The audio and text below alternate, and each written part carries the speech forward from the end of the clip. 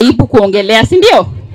Ni siku ya kutambua usafi ambaye inashughulika na mambo ya menstruation.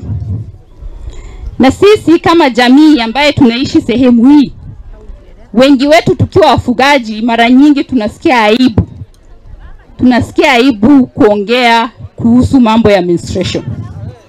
Na nafikiri wakati imefika mambo ya kusikia aibu yaishe, tuongelee hiyo mambo wazi wazi. Semeni wazi wazi.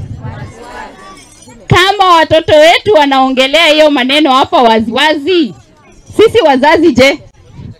Wakati wasichana walikuwa wanafanya demonstration hapa na mimi nikawajoin kuwasaidia, kuna watu walikuwa wanaangalia chini.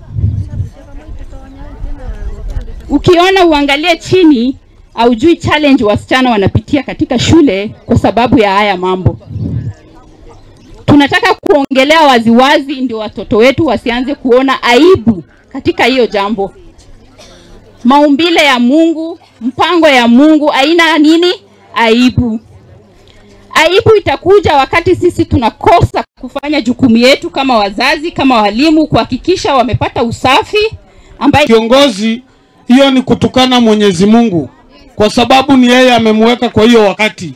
So mimi naomba vijana wetu tafadhali, hawa viongozi tuwaheshimu, na ningependa kuomba pia viongozi wetu, tunaomba mshikane, tunaomba mpendane.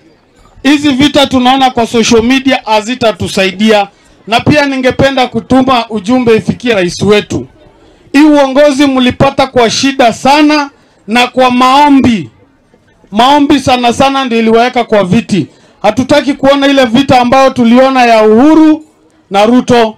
Saizi tunaomba Gachagua na Ruto wafanye kazi kwa pamoja, na tunawaombea sana kwa sababu tuliwachagua kwa mapenzi mengi. Haya, na ripoti hiyo